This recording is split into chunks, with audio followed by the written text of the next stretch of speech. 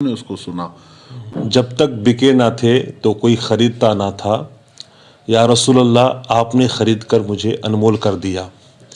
یوں تو یہ شعر کافی مشہور و معروف ہے، لیکن اس شعر کے مصداق حضرت مفتی سلمان اظہری صاحب کما حق ہو ہیں، کیونکہ حضرت کی ذات اس وقت عالمی سطح پر اتنی مقبول ہے، اتنی مشہور ہے کہ بچے سے لے کر کے عمر رسیدہ تک سلمان اظہری کے نام سے واقف ہیں۔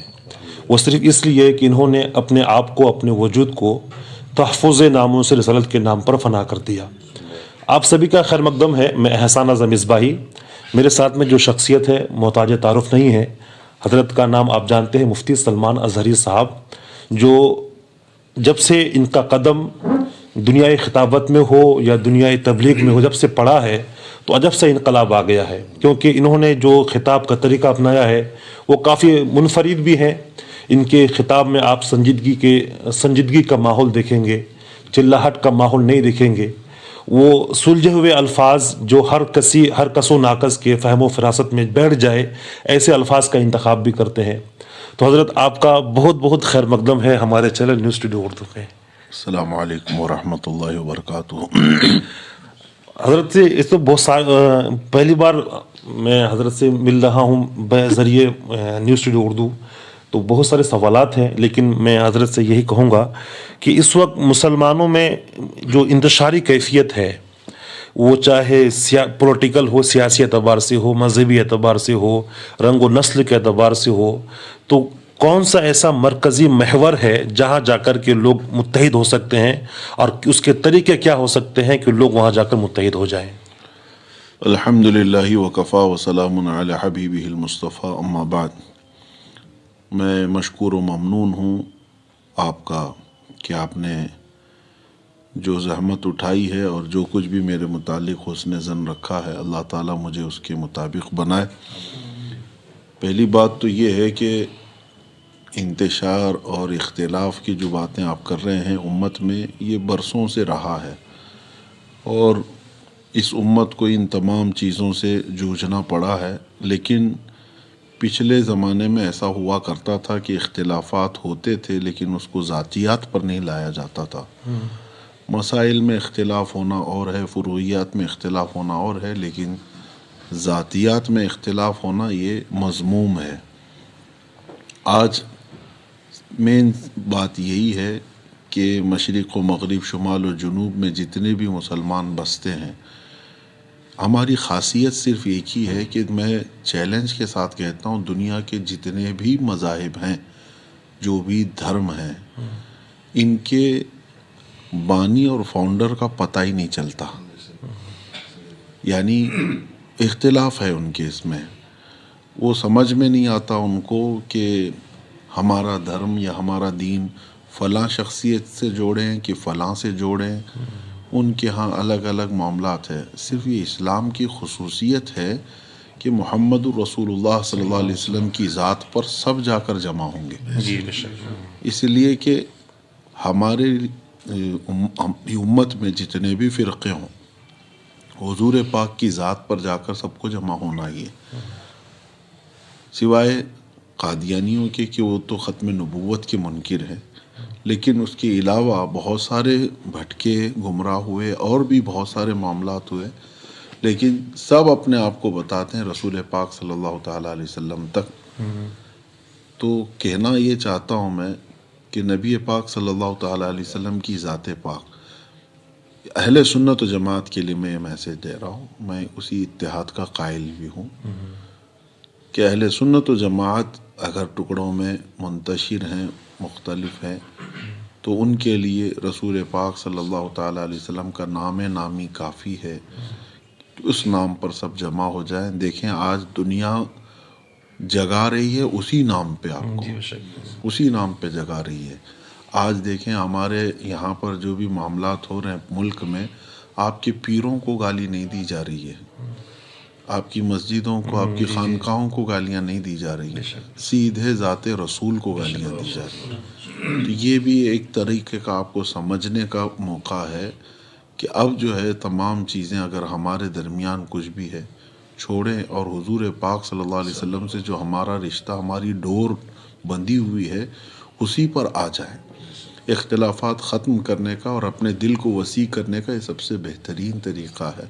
اس گنبد خضرا کی چھاؤں میں سب اپنے آپس کی تمام چیزیں بھول سکتے ہیں، اس لیے کہ یہ پریکٹیکلی بات ہے. مدینہ طیبہ میں جب رسول پاک صلی اللہ تعالیٰ علیہ وسلم تشریف لائے تو حبشہ کے بلال رضی اللہ تعالیٰ عنہ جو کالے تھے، ہاں، اور دوسرے حضرت فارس سے حضرت سلمان، روم سے حضرت صہیب، اور کہاں کہاں سے سب آئے جمع ہوئے، اور وہ سب سگے بھائیوں سے زیادہ عزیز ہوئے.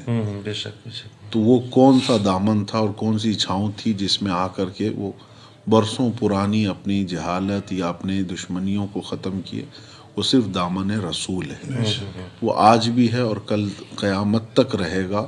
ہمارے لیے سب سے بہترین وہی ہے کہ عشق رسول میں ڈوب جاؤ، باقی سب چیزیں آپ بھول جائیں گے. آپ نے ایک آدمی کو نام دیا پاکھنڈی، اور کون ہے آپ نے سمجھ گیا ہوگا. تو اس طرح کی حرکتیں آئے دن لوگ کرتے رہتے ہیں، اور ماشاءاللہ یہ مہم آپ نے جو چھیڑی ہے، کیونکہ جس اسٹیج سے آپ کا خطاب ہوتا ہے تو اس ٹاپک پر آپ لوگوں کو ضرور بیدار کرتے ہیں. یہ تو عوامی سطح پر بیداری ہوئی، اور کچھ اقدامات ہوتے ہیں انتظامی سطح پر، جیسے کہ پولیٹیکل لیڈران ہیں، ایڈمنسٹریشن ہے، یا پھر جو قانونی راستے کی طرف جو راستہ ہموار کرے، وہ ساری چیزیں ہیں. اس طرف آپ کی اب تک کتنی پیش قدمیاں ہوئی ہیں؟ دیکھیے، بہت اچھی چیز آپ پوچھ رہے ہیں کہ صرف پروٹیسٹ کرنا یا عوامی بیداری لانا یہی سب کام نہیں ہے. لا کے میدان میں قانونی اعتبار سے اس پر بھی ہماری کوششیں جاری ہیں.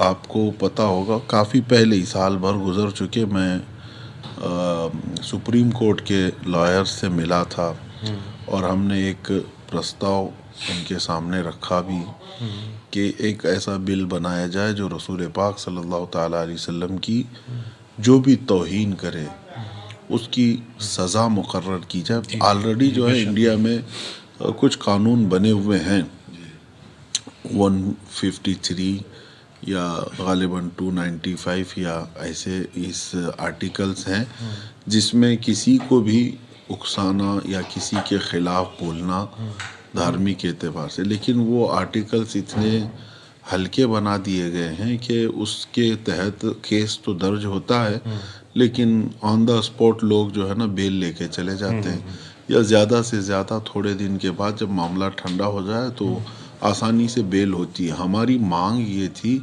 کہ کسی بھی دھرم کے مقدس، چاہے یہاں پر مسلمانوں کے نہیں، سارے لوگوں کے لیے، کہ ہمیں تو قرآن نے یہی کہا ہے وَلَا تَسُبُّوا الَّذِينَ يَدْعُونَ مِن دُونِ اللَّهِ فَيَسُبُّوا اللَّهَ عَدْوًا بِغَيْرِ عِلْمٍ. اللہ تعالیٰ کا حکم ہے قرآن پاک میں کہ جو دوسرے لوگ ہیں ان کو گالیاں مت دو، ورنہ وہ پلٹ کر کے تمہیں اللہ کو گالیاں دیں گے. ہمارے ہاں تو گالی کا مذہب ہے نہیں.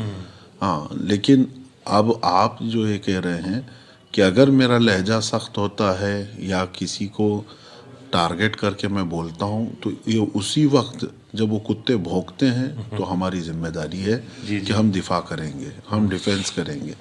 ہم نے تمہارے ماں باپ پہ حملہ تو نہیں کیا اور نہ ہی تمہارے مقدسات پہ کیا. ہاں، وہ فیلڈ چنتے تو وہ ایک الگ فیلڈ تھی. ہم تو ڈیفینس کے لیول پر آج بات کر رہے ہیں.